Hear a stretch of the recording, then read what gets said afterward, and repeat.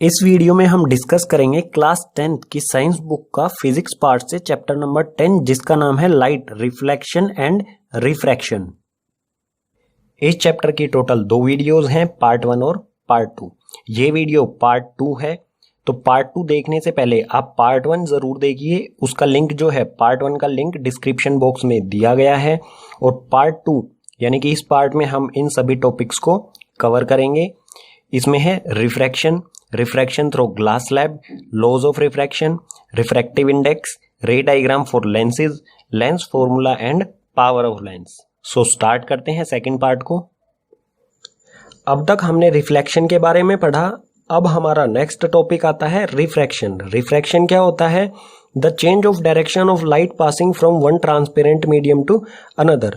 जब light ray एक transparent medium से दूसरे ट्रांसपेरेंट मीडियम में जाती है तो उसकी डायरेक्शन चेंज हो जाती है, इसी को कहा जाएगा रिफ्रैक्शन। ठीक है, और ये होता क्यों है? Cause of refraction, the speed of light changes when it enters one medium to another। Refraction जो होता है वो क्यों होता है? क्योंकि जब जो लाइट की स्पीड होती है वो चेंज हो जाती है, एक मीडियम से दूसरे मीडियम में जाती है। ठीक है, और स्पीड ऑफ लाइट जो होती है वो वैक्यूम या फिर एयर में लाइट की स्पीड जो होती है वो होती है 3 इंटू में 10⁸ मीटर पर सेकेंड।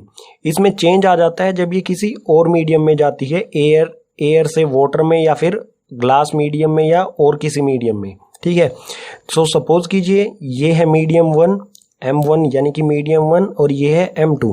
जब कोई ओब्लिक यानी कि तिरछी लाइट रे इसमें एंटर करेगी, ठीक है, इस तरह से ये लाइट रे इसमें एंटर कर रही है, ये ऊपर वाला जो है ये मीडियम 1 है, नीचे मीडियम 2 है।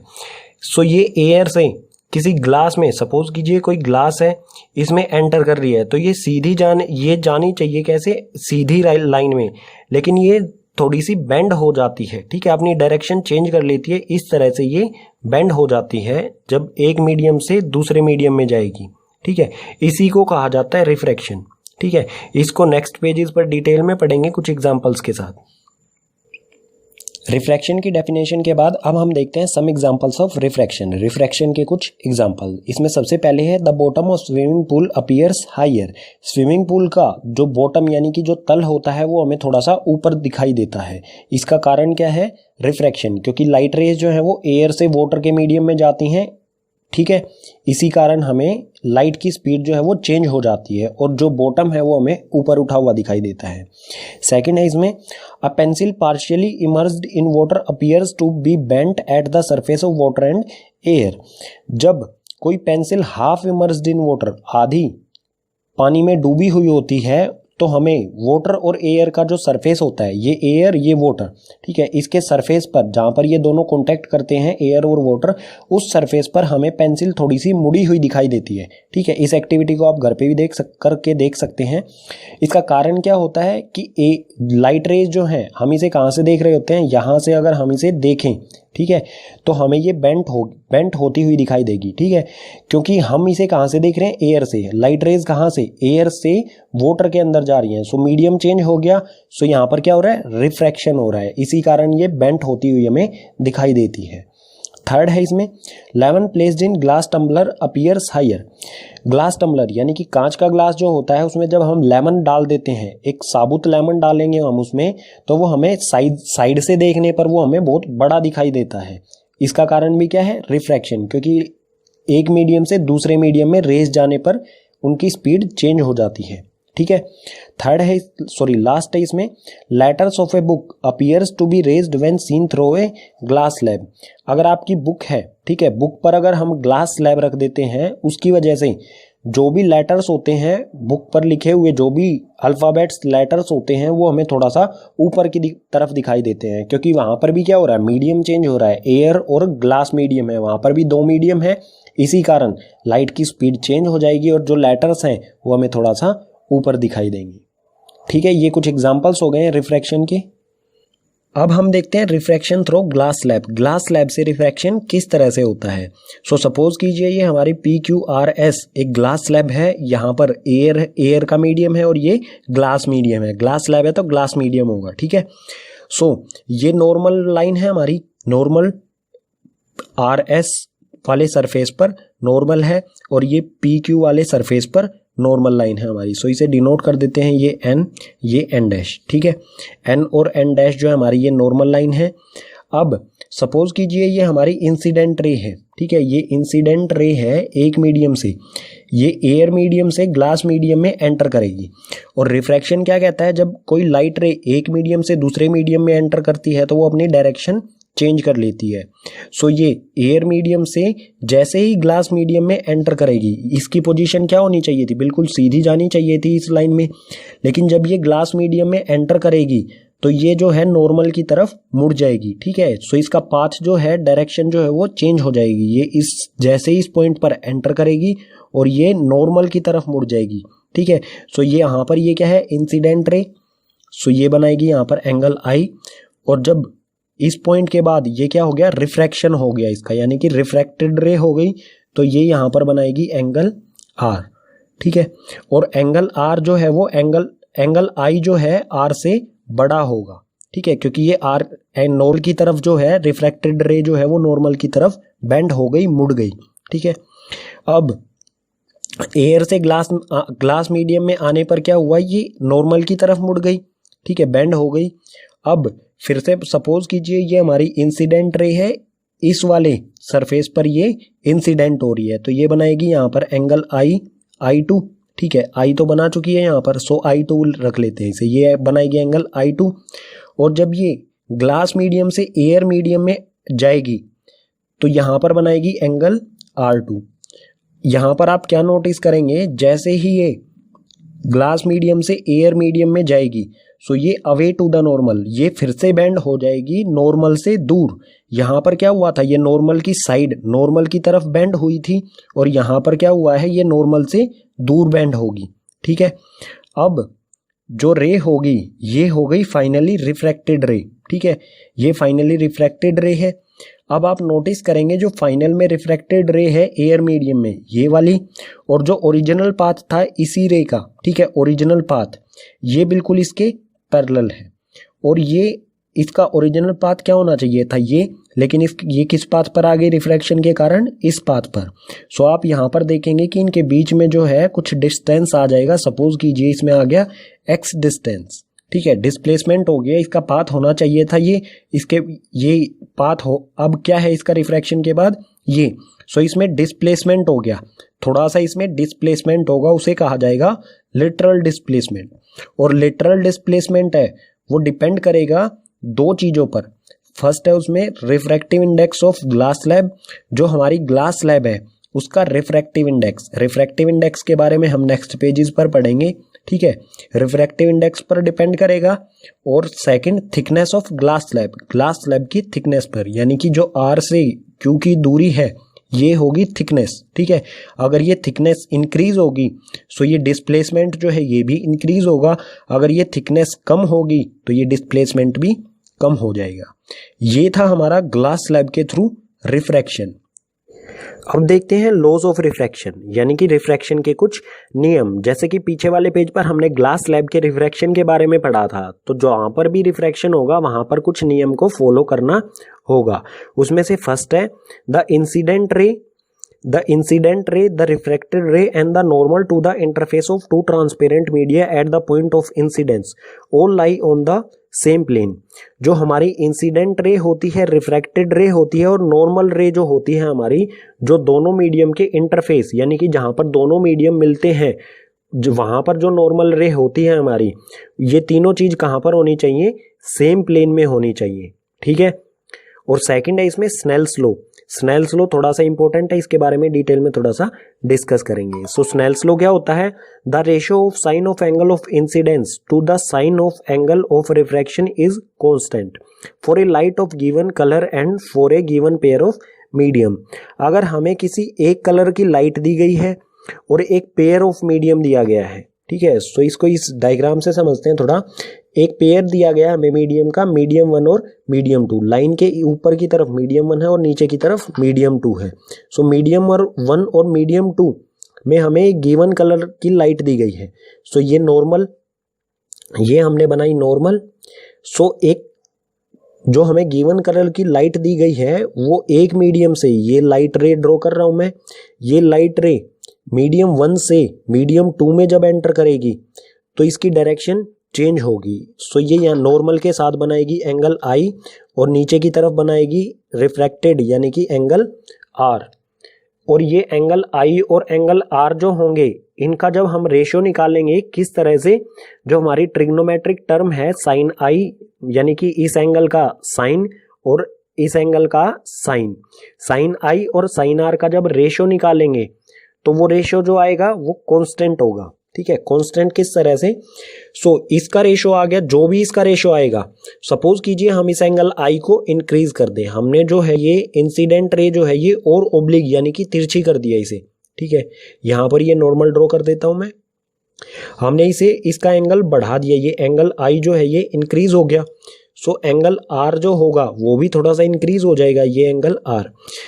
अगर मीडियम सेम है और लाइट का कलर सेम है तो जो एंगल आई और एंगल आर इन दोनों का रेशियो, साइन आई और साइन आर इन दोनों का रेशियो और इन दोनों का रेशियो, उनका आंसर जो है वो सेम आएगा यानी कि कांस्टेंट होगा, उसमें कोई भी चेंज नहीं होगा। ये है स्नेल्स लॉ।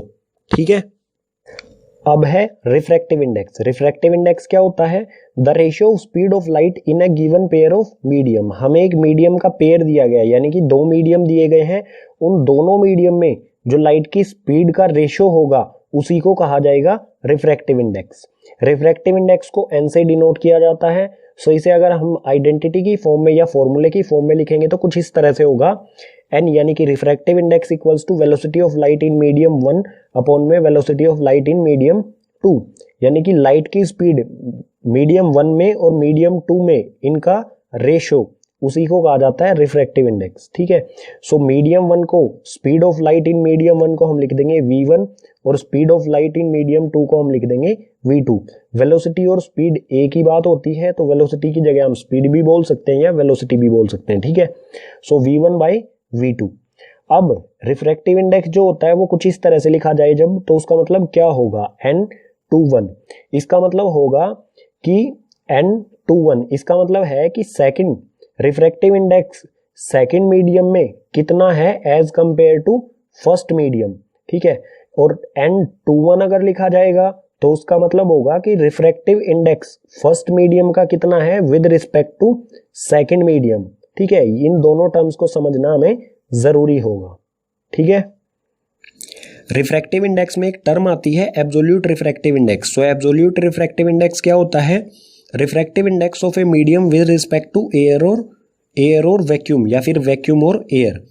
किसी एक मीडियम का वैक्यूम और एयर के रिस्पेक्ट में रिफ्रैक्टिव इंडेक्स क्या होता है, उसी को कहा जाता है एब्सोल्यूट रिफ्रैक्टिव इंडेक्स। या फिर दूसरे वर्ड्स में अगर मैं कहूं कि किसी एक मीडियम में लाइट की स्पीड क्या होगी एज कंपेयर टू वैक्यूम और एयर में जो लाइट की स्पीड है उससे अगर हम कंपेयर करें। ठीक है, सो इनका रेशियो उसी को कहा जाएगा एब्सोल्यूट रिफ्रैक्टिव इंडेक्स। इसमें हमेशा किससे कंपेयर करना होता है, हमें लाइट की स्पीड वैक्यूम और एयर में कितनी होगी। ठीक है, सो इसको आइडेंटिटी की फॉर्म में हम कुछ इस तरह से लिख सकते हैं, n equals to c upon v. n होता है रिफ्रैक्टिव इंडेक्स, इक्वल्स टू में c होता है हमारी लाइट की स्पीड वैक्यूम या फिर एयर में जो होती है 3 इंटू में 10⁸ मीटर पर सेकेंड, और v है यहाँ पर जो अदर मीडियम है उसमें लाइट की स्पीड। ठीक है, सो ये हो जाएगा एब्सोल्यूट रिफ्रैक्टिव इंडेक्स। और इसमें एक पॉइंट दिया गया है, refractive index of diamond is the highest. Diamond का जो रिफ्रैक्टिव इंडेक्स है वो हाईएस्ट होता है जो है 2.42। ठीक है, और भी बहुत सारे रिफ्रैक्टिव इंडेक्स दिए गए हैं आपकी बुक में, एक टेबल दिया गया है रिफ्रैक्टिव इंडेक्स का, उसमें आप देख सकते हैं किस किस ऑब्जेक्ट का रिफ्रैक्टिव इंडेक्स कितना होता है। ठीक है, वहां पर आप चेक कर सकते हैं। रिफ्रैक्टिव इंडेक्स से ही रिलेटेड दो टर्म आती हैं, डेंजर मीडियम और rare medium. So denser, optically denser medium और ऑप्टिकली रेयर मीडियम क्या होता है, so denser medium, out of two medium the medium higher value of refractive index.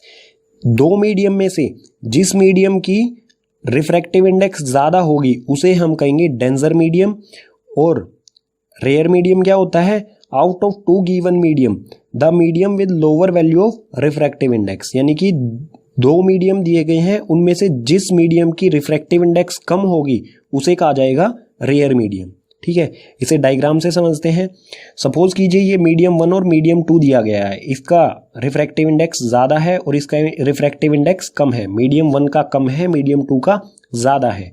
So light रे जो है तो ये इसका कम है मीडियम 1 का, तो ये हो जाएगा रेयरर मीडियम, और मीडियम 2 का रिफ्रैक्टिव इंडेक्स ज़्यादा है तो ये हो जाएगा डेंजर मीडियम। ठीक है, अगर कोई लाइट रे रेयरर मीडियम से डेंजर मीडियम में जाती है, ठीक है, तो सपोज कीजिए ये लाइट रे ये मीडियम की बाउंड्री है, इंटरफेस है इनका, और ये है नॉर्मल।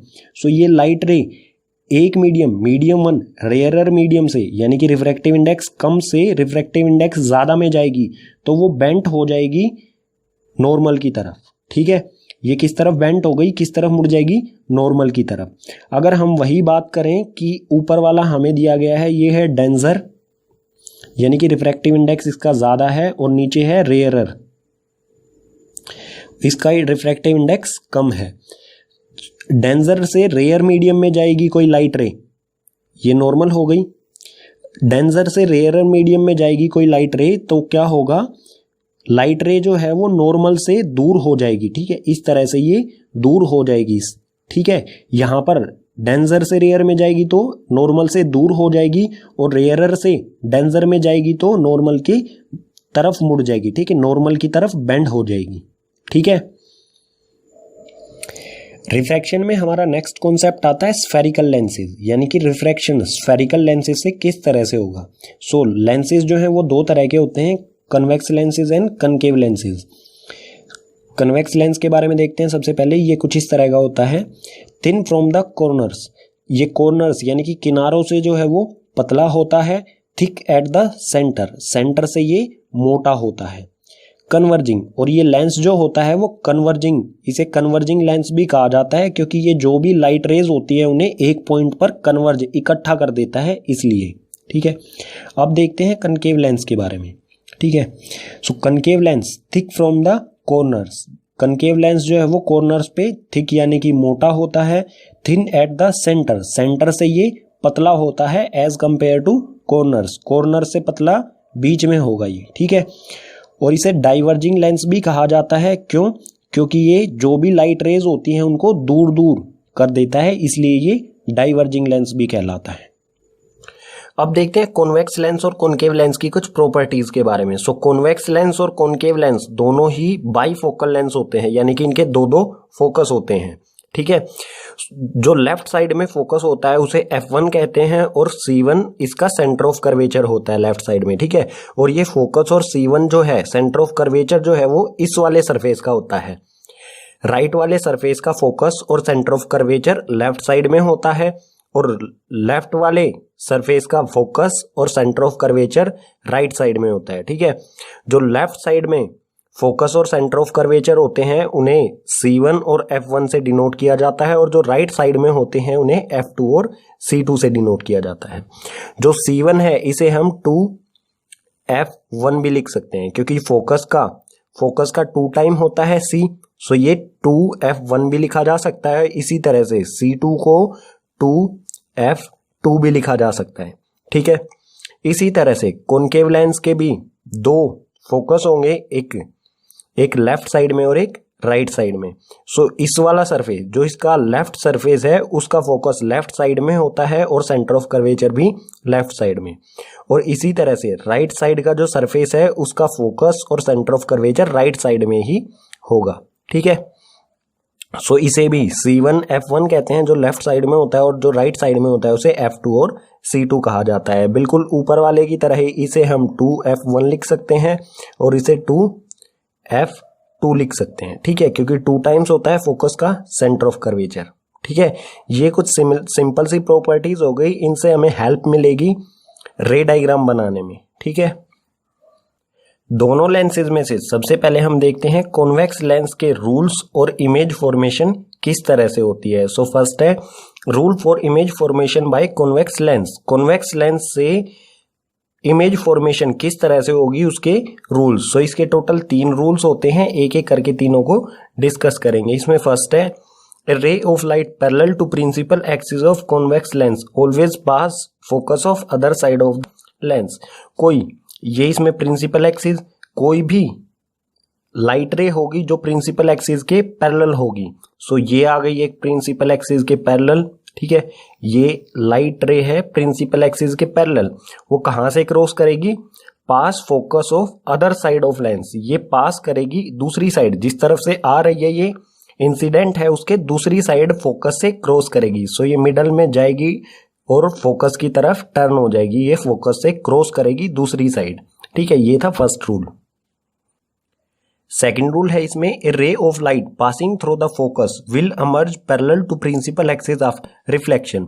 कोई लाइट रे है जो फोकस से आ रही है, ठीक है, फोकस से इंसिडेंट है, तो वो प्रिंसिपल एक्सिस के पैरेलल हो जाएगी रिफ्लेक्शन के बाद।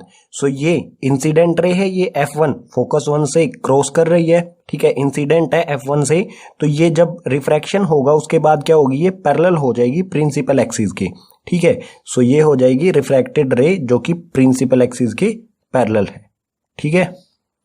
थर्ड और लास्ट रूल है इसका कॉन्वेक्स लेंस का, a ray of light passing through the optical centre will pass without any deviation.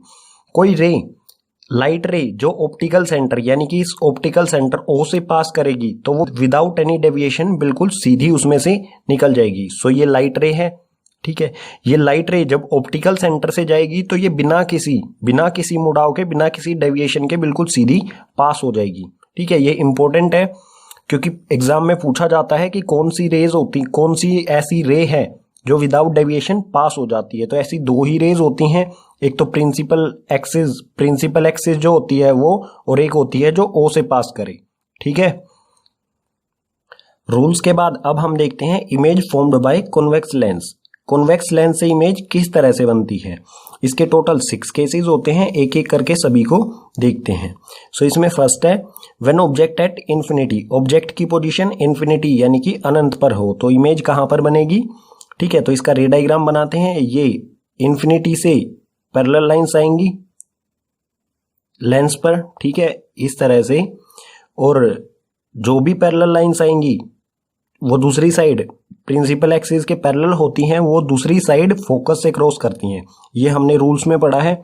सो ये सभी जो हैं ये फोकस से क्रॉस करेंगी इस तरह से, ठीक है। सो जहां पर भी 2 या 2 से ज्यादा रेज एक दूसरे से मीट करें वहीं पर क्या होती है, इमेज। सो इमेज कहां बनेगी, F2 पर, यानी कि जिस साइड से भी रेज आ रही हैं उसके अपोजिट साइड फोकस पर। सो इमेज की प्रॉपर्टीज देखते हैं। पोजीशन होगी F2 पर।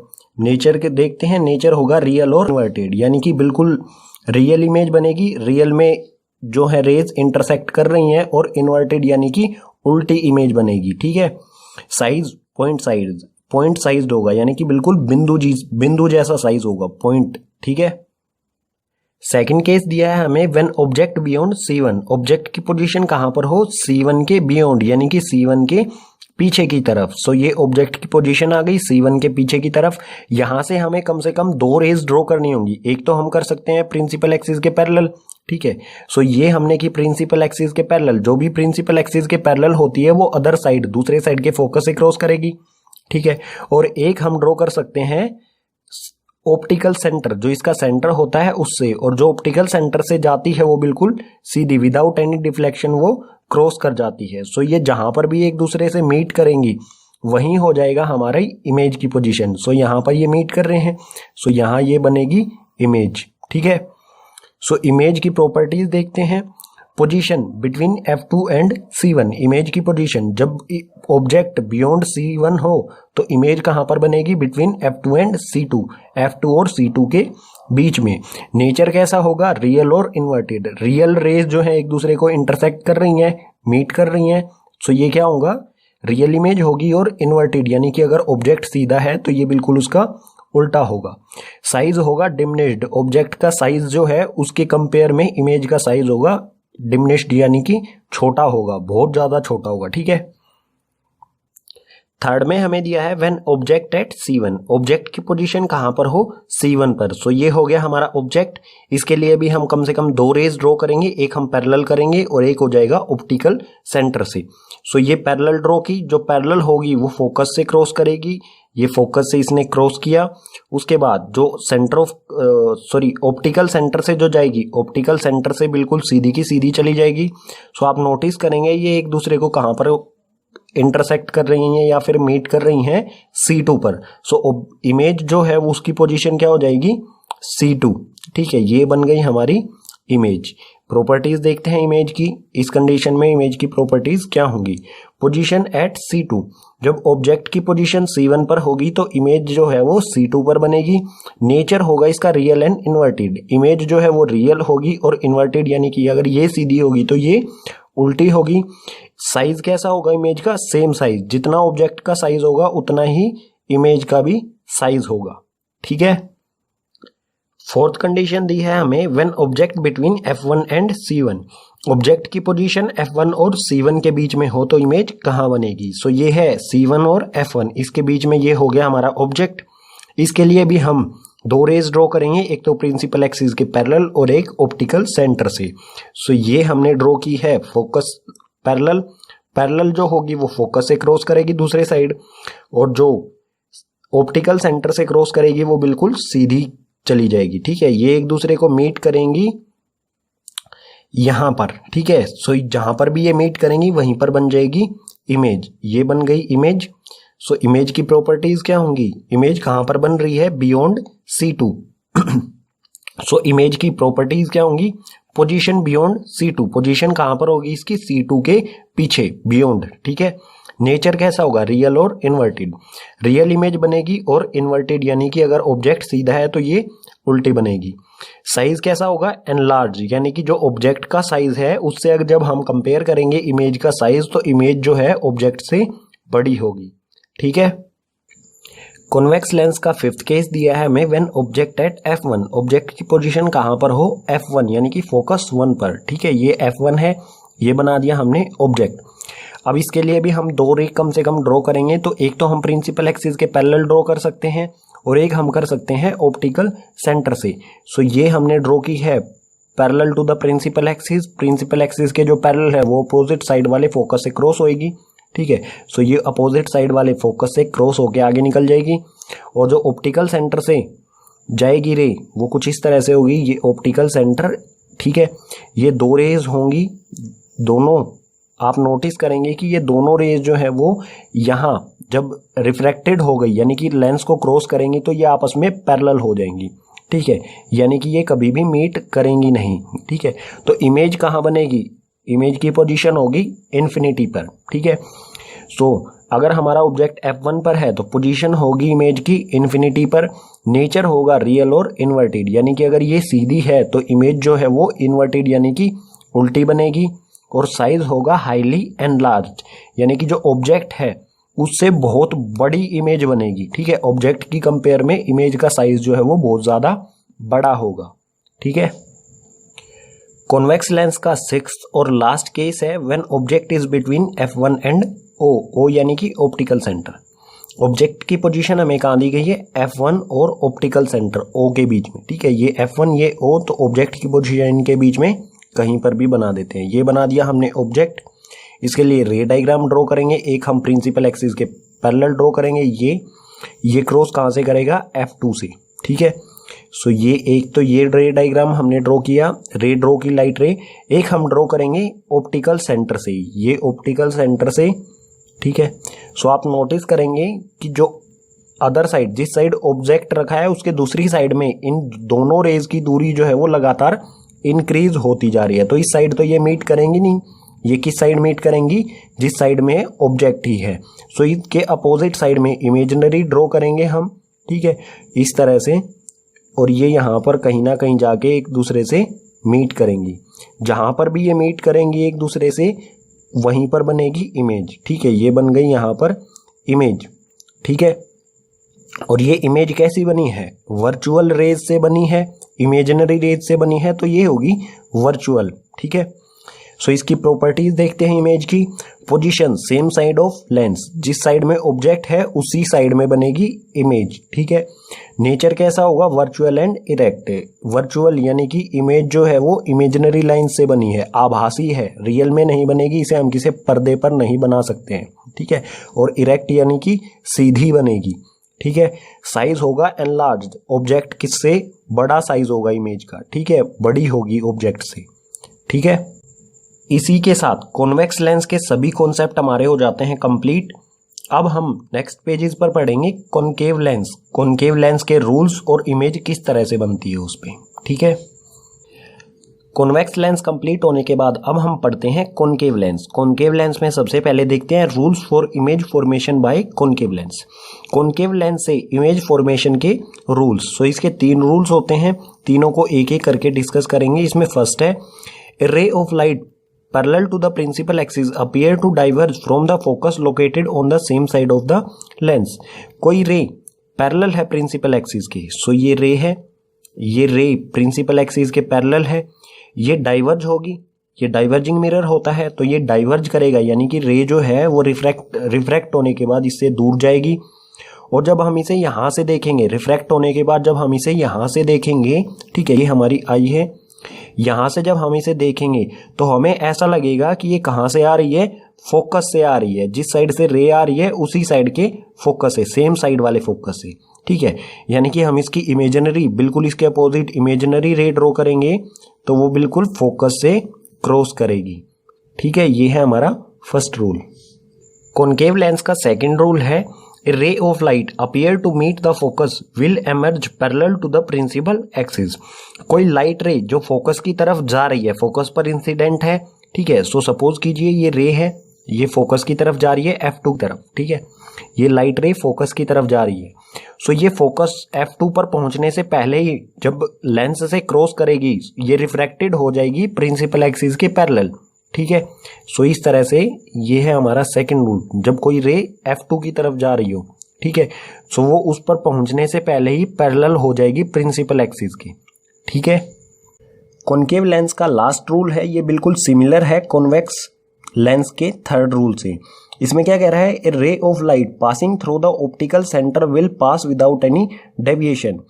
कोई भी रे जो ऑप्टिकल सेंटर से जाएगी, इंसिडेंट होगी ऑप्टिकल सेंटर पर, वो बिना किसी डेविएशन यानी कि बिना किसी मुड़ाव के बिल्कुल सीधी निकल जाएगी, ठीक है। सो ये है ऑप्टिकल सेंटर, ठीक है, यहां पर लिख देता हूं मैं ओ, ये है ऑप्टिकल सेंटर। कोई भी रे इससे जाएगी तो वो बिल्कुल सीधी निकल जाएगी विदाउट एनी डेविएशन, ठीक है। सो 2 ही ऐसी रेज होती हैं कॉनकेव लेंस में भी और कन्वेक्स लेंस में भी। एक तो होती है प्रिंसिपल एक्सिस और एक होती है जो ऑप्टिकल सेंटर से क्रॉस करे, ठीक है। कॉनकेव लेंस के रूल्स के बाद अब हम देखते हैं रे diagram of image formation by concave lens. Concave lens से इमेज फॉर्मेशन किस तरह से होती है उसके लिए रे डायग्राम। सो इसके टोटल 2 केसेस होते हैं, उन दोनों केसेस को एक एक करके डिस्कस करते हैं। इसमें फर्स्ट दिया है हमें when object at infinity, object की पोजीशन दी गई है इन्फिनिटी यानी कि अनंत पर, तो इमेज कहां पर बनेगी, ठीक है। सो ये है हमारा कॉनकेव लेंस। इमेज जो लाइट रेज हैं इन्फिनिटी से इस पर इंसिडेंट होंगी, ठीक है, ये लाइट रेज इंसिडेंट हैं इस पर, और ये लाइट रेज, ये मिरर कैसा होता है, डाइवर्जिंग। सो ये डाइवर्ज हो जाएंगी यानी कि एक दूसरे से दूर जाएंगी रिफ्रैक्ट होने के बाद। सो ये इस साइड तो मीट करेंगी नहीं, क्योंकि यहाँ तो ये एक दूसरे से दूर जा रही हैं और इमेज के लिए हमें इन्हें मीट कराना होगा कहीं ना कहीं। सो इस साइड में नहीं तो नहीं करेंगी, हम क्या करेंगे, इमेजिनरी रेज ड्रॉ करेंगे बिल्कुल इनके अपोजिट साइड में, ठीक है। ये इमेजिनरी रेज ड्रॉ करेंगे। सो हम नोटिस करेंगे जो इमेजिनरी रेज हैं वे एक दूसरे को फोकस पर मीट कर रही हैं, और जहां पर भी इमेजिनरी रेज मीट करेंगी वहीं पर बन जाएगी इमेज। और इमेज कैसी होगी, वर्चुअल, क्योंकि इमेजिनरी रेज द्वारा बनी है, ठीक है। सो पोजीशन कहां पर होगी इमेज की, एट F1 पोजीशन पर ये दोनों मीट कर रही हैं, यहीं पर बनेगी इमेज जब ऑब्जेक्ट इन्फिनिटी पर होगा, ठीक है। नेचर होगा वर्चुअल और इरेक्ट यानी कि सीधा, और वर्चुअल जो इमेजिनरी रेज द्वारा बनती है, ठीक है। साइज होगा पॉइंट साइज यानी कि बिल्कुल छोटा सा साइज होगा ऑब्जेक्ट से, ठीक है। कॉनकेव लेंस की सेकंड कंडीशन दी है when object between infinity and optical centre. Object की पोजीशन इन्फिनिटी और ऑप्टिकल सेंटर के बीच में होगी तो इमेज कहाँ बनेगी। सो ये है ऑप्टिकल सेंटर और इन्फिनिटी इस तरफ कहीं पर भी, ठीक है। सो उसके बीच में रख लेते हैं इन्फिनिटी और ऑब्जेक्ट, ऑप्टिकल सेंटर के बीच में ये हमने बना दिया ऑब्जेक्ट। ऑब्जेक्ट से हम दो रेज ड्रॉ करेंगे, एक तो प्रिंसिपल एक्सिस के पैरेलल होगी और एक ऑप्टिकल सेंटर से क्रॉस करती हुई। तो हम नोटिस करेंगे कि जो पैरेलल है वो डाइवर्ज होने के बाद एक दूसरे से दूर जाएंगी। जो ऑप्टिकल सेंटर की तरफ से ऑप्टिकल सेंटर को क्रॉस करके जा रही है और जो डाइवर्ज हुई है ये एक दूसरे से दूर जा रही हैं। सो ये राइट साइड में, इस साइड में तो मीट करेंगी नहीं, सो ये मीट करेंगी अपोजिट साइड में। जब हम इस रे का अपोजिट इमेजिनरी ड्रॉ करेंगे, ये फोकस से डाइवर्ज होगी, सो हम फोकस की तरफ इसमें इमेजिनरी ड्रॉ करेंगे। सो ये कहाँ पर मीट कर रही हैं एक दूसरे से, यहाँ पर, ठीक है। सो इमेज बन जाएगी यहीं पर, ये बन गई हमारी इमेज। अब जो इमेज बनी है वो कहाँ पर बनी है, F1 और ऑप्टिकल सेंटर के बीच में, ठीक है। सो इमेज की पोजीशन क्या होगी, eight F1 and O, between, ठीक है। एट नहीं आएगा, यहाँ पर आएगा between F1 and O, F1 और ऑप्टिकल सेंटर के बीच में।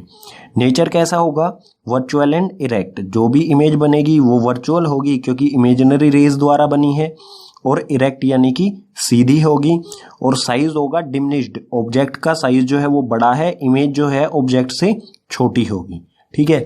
इसी के साथ जो हमारा कॉनकेव लेंस है उसके सभी कॉन्सेप्ट हो जाते हैं कंप्लीट। कॉनकेव लेंस और कन्वेक्स लेंस के सभी कॉन्सेप्ट हो जाते हैं कंप्लीट। अब हम देखते हैं लेंस फॉर्मूला, जो हम न्यूमेरिकल्स में हमारी हेल्प करेगा सोल्व करने के लिए। सो लेंस फॉर्मूला होता है 1/v minus 1/u equals to 1/f। ये बिल्कुल सिमिलर है, थोड़ा सा डिफरेंस होता है मिरर फॉर्मूला और लेंस फॉर्मूला में। मिरर फॉर्मूला जो होता है उसमें यहाँ पर आता है प्लस, लेंस फॉर्मूला में यहाँ पर आता है माइनस, ठीक है। बाकी सब बिल्कुल मिरर फॉर्मूले की तरह ही है। v जो है वो ऑप्टिकल सेंटर से इमेज का डिस्टेंस होता है, u जो है ऑप्टिकल सेंटर से ऑब्जेक्ट का डिस्टेंस होता है, और f जो है वो फोकल लेंथ यानी कि ऑप्टिकल सेंटर से फोकस की दूरी, ठीक है। बात करते हैं मैग्निफिकेशन, लेंस के मैग्निफिकेशन के बारे में। सो मैग्निफिकेशन क्या होता है, it is the ratio of height of image to the height of object. Object की हाइट से इमेज की हाइट का रेशियो, उसे कहा जाता है मैग्निफिकेशन। इसे हम इन शॉर्ट इस तरह से लिख सकते हैं, मैग्निफिकेशन जो है उसे m से डिनोट किया जाता है। इसे हम डायरेक्ट लिख सकते हैं हाइट ऑफ इमेज अपॉन में height of object. Height of image जो होती है उसे h डैश से डिनोट किया जाता है, और हाइट ऑफ ऑब्जेक्ट जो है उसे h से डिनोट किया जाता है। और लेंस का जो मैग्निफिकेशन है वो मैग्निफिकेशन v अपॉन में u के भी इक्वल होता है, ठीक है। सो इसे हम इसको और इसको अगर एक ही इक्वेशन में लिखेंगे तो ये हो जाएगा magnification equals to v upon u equals to h dash upon में h, ठीक है। फाइनली हमें इसका यूज करना है, ठीक है। चैप्टर का लास्ट कॉन्सेप्ट आता है हमारा पावर ऑफ लेंस, लेंस की पावर। सो लेंस की पावर क्या होता है, it is the reciprocal of focal length in metre. ये रेसिप्रोकल होता है फोकल लेंथ का मीटर में, रेसिप्रोकल यानी कि उल्टा, ठीक है। इन्हें शॉर्ट में हम इस तरह से लिख सकते हैं, पावर इक्वल्स टू 1 अपॉन में फोकल लेंथ, फोकल लेंथ का रेसिप्रोकल, ठीक है, यानी कि उल्टा, ठीक है। सो 1 अपॉन में फोकल लेंथ, फोकल लेंथ जो लिखेंगे हम उसे मीटर में लिखना होगा, तभी हम पावर फाइंड कर सकेंगे, ठीक है। सो पावर को हम इस तरह से भी लिख सकते हैं 1 अपॉन में f होता है फोकल लेंथ, ठीक है। और जो SI यूनिट होती है पावर की वो होती है डायोप्टर, ठीक है। SI यूनिट जो है लेंस के पावर की वो होती है डायोप्टर, और डायोप्टर को कैपिटल D से भी डिनोट किया जाता है, ठीक है। सो चैप्टर हो जाता है कंप्लीट। उम्मीद करूंगा आपको सभी कॉन्सेप्ट समझ आए होंगे। अगर आपको सभी कॉन्सेप्ट समझ आए हैं तो इस वीडियो को अपने क्लासमेट्स के साथ शेयर कीजिए। अगर कोई भी कॉन्सेप्ट समझ नहीं आया है तो उसे कमेंट बॉक्स सेक्शन में मेंशन कीजिए। और इसी चैप्टर की नेक्स्ट वीडियो में हम डिस्कस करेंगे न्यूमेरिकल्स को, ठीक है। न्यूमेरिकल्स आपके 3 टाइप के होंगे, एग्जाम्पल्स, ठीक है। तो एक वीडियो में मैं एग्जाम्पल्स को सोल्व करूंगा, ठीक है। और जो नेक्स्ट वीडियो होगी उसमें मैं इन टेक्स्ट यानी कि जो चैप्टर के बीच में न्यूमेरिकल्स दिए होंगे उनको और चैप्टर एंड की उनको सोल्व करूंगा। ये दोनों वीडियोस जो हैं आपको विद इन 4 और 5 डेज में फर्स्ट कमेंट बॉक्स में लिंक मिल जाएगा इन वीडियोस का, या फिर डिस्क्रिप्शन बॉक्स में लिंक डाल दूंगा मैं, ठीक है। वहां से जाके आप इन दोनों वीडियोस को, न्यूमेरिकल्स की वीडियोस को इजीली देख सकेंगे।